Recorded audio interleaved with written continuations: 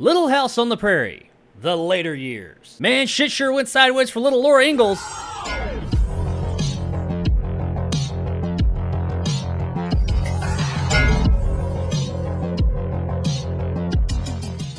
Terror on the Prairie is brought to us by director Michael Polish and stars Gina Carano, Nick Searcy, and Donald Caron. On the Montana plains, a frontier woman must protect herself against a ruthless gang of outlaws hell-bent on revenge. So Terror on the Prairie is Gina Carano's latest effort since all that stuff went down with Star Wars. And no, I'm not going to get into it here. Most likely if you're watching a review of this movie, you already have a pretty good idea of what the situation was, and you either agree with it or disagree with it. It doesn't really matter. We're talking about this movie. So no, I will not be talking about any of that stuff that happened before this movie was made. We're only talking about this movie, nor will I be talking about the people that were involved behind the scenes of making this movie. I don't give a fuck about any of that. I'm talking about this movie and this movie alone. So, moving on. So this is essentially a Western home invasion flick. Gina Carano, her husband, and their 2 young children live on the Montana frontier on a prairie. And life is tough, but they're making it happen. And one day, Jeb, the husband, decides to go to town to try and find some work. Unfortunately for the family, this was the day that a band of murderous outlaws decided to stop on by the McAllister household. Upon realizing what type of men these guys are, Hattie, Gina Carano's character, forces them to leave at gunpoint, but I know, shocker, they don't leave. So now Hattie and her 2 young children are holed up in the house trying to defend themselves against these men while they wait for Jeb's return. That's the basic setup of this flick. It's pretty simple. We got a woman and her kids stuck in this little house, and we got these ne'er-do-wells trying to get into the house. And honestly, it doesn't really sound all that interesting. When I saw the trailer for this movie, I wasn't really that hyped about it. Upon receiving a copy of the film, I thought, well, it was sent to me, I might as well watch it, and honestly, what I've seen Carano in the past, I did enjoy. And I gotta say, after coming out the other end of this thing,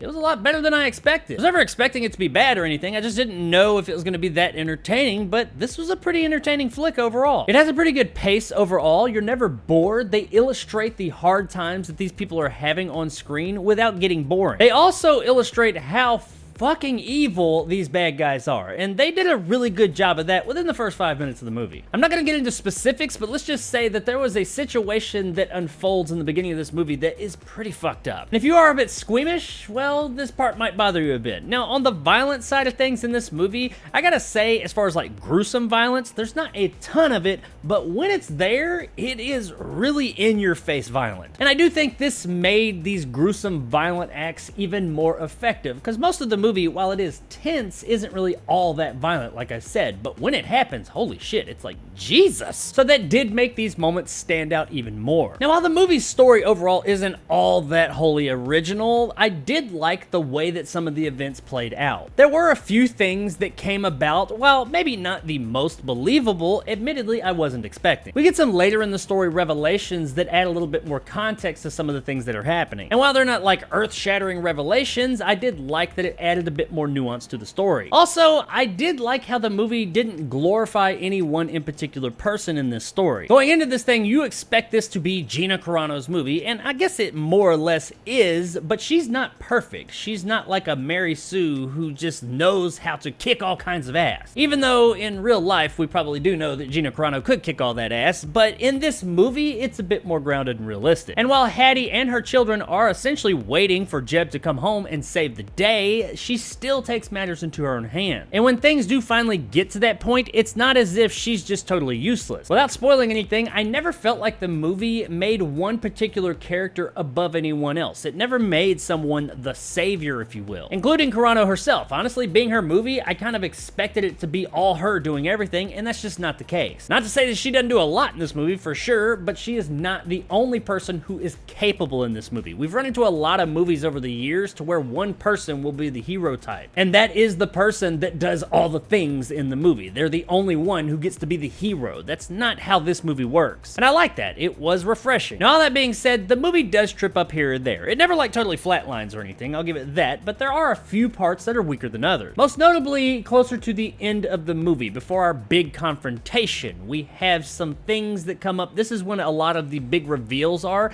and some of these parts seemed a little bit off. A few of the character interactions during this point of the the film, while not terrible, did seem a bit less genuine than they did earlier in the film. And there were a couple of little things that happened here or there that seemed like the filmmakers were just trying to hurry things along. I mean, there's literally a part where a guy like Superman's off of a horse onto some people, and you're just kind of like, how did he get there? How did he know they were there? How did this happen? Now, these are fairly far and few between, and they are mostly contained to this point in the film, but they were there, and I did notice, and it did pull me out a little bit. Now, another place that these type of revenge or home invasion type of flicks can totally lose it or make it would be the ending. When it comes to these types of flicks, you want that big, rousing, hell yeah ending, and I do think that we got that here. Is it the be-all, end-all of this type of movie's ending? No, but it does give me what I wanted. I felt very satisfied by the time these credits started to roll. And that's kind of the feeling I had of this film overall. I was just really satisfied by it. It doesn't necessarily break the mold. It's not the new hotness or anything like that. Yes, I just said new hotness, but what it is very consistent. It's very enjoyable, it's very solid, and it is very satisfying. Performance-wise, everybody here does a really good job. There's no slouches. Carano, being the star of the show, does a really good job of carrying the story along. Her children, they all do a good job too. I mean, one of them's an infant. All she has to do is sit there and cry, but the young boy, he does a solid job as well. Our band of outlaws overall are pretty detestable human beings, and you dislike them. They're not the deepest characters in the world, but they do serve their purpose. Now, their leader, the captain, played by Nick Searcy, I thought was great. This guy is extremely detestable, and he does actually get some backstory. He gets some stuff that fleshes his character out so you understand him more. You don't necessarily agree with him, but you do understand him. And Searcy came off as one of those villains that just wasn't evil for evil's sake. He was a very understandable and in some ways relatable. He was still an evil shitbag, but there were some things that you understood why his character were doing these things, and those make for the best villains. Now, Donald Caron's Jeb, the husband of the McAllister household, was good for the most part, but there were one or two scenes where his character seemed a little bit off. I don't know if this was the performance or if it was the direction or what, and none of it was like god awful or anything, but he was the one that here or there I was like, there's something a little off there. Which was a little bit funny because his character actually gives us one of the most genuine reactions to something in the film out of everybody. Like I said, it was only a few scenes here or there, but they were there and I did notice them. Overall though, I think everybody did a pretty solid job. From a technical perspective, everything looks pretty solid here too. I mean, they are just out in the middle of nowhere on a prairie in Montana. The house, the town that they go to, the set design, the way everybody's dressed, everything looks period authentic. Or at least to my untrained eyes it did. We do get some practical effects work here. It's not a ton, but when it is there, it is very effective and possibly nauseating to some. And the practical effects are something that I do want to applaud the movie for, because as far as I could tell, there was no CGI on hand here. I mean, it's 2022. I'm sure that there was some type of CGI work done here or there, but it was nothing egregious, nothing that really stood out whatsoever. Everything looked decidedly practical, and all those practical effects looked great. Guys, Terror on the Prairie was a solid, entertaining, satisfying flick. While the story doesn't break the mold, it's pretty simple and straightforward, and there are a couple of times that a scene seems a bit off. That simple story was still very effective and entertaining. It had a great pace that never loses you and gets boring, and there were a couple of late in the game revelations that made things a bit more interesting and gave it a bit more substance. We get some solid performances and just a very solidly made movie overall that is absolutely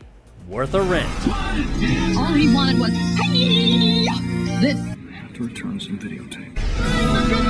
If you're into the whole home invasion or revenge-esque flicks, then check this one out one night. I think you'll have a pretty good time with it. So there it is, guys, my review of Terror on the Prairie. If you enjoyed and want more content like this, hit that subscribe button and help my little channel grow. If you want to help out the channel, check out my Patreon in the description below and become a jarhead and get some of the awesome benefits that go along with that, like these guys. And possibly check out my top tier and become a bad motherfucker like my man Silverlock and Marge G. If you liked what I had to say, give me a like. If not, let me know in the comments below why. And as always, stay sexy, Walnut Grove. Kill 'em all!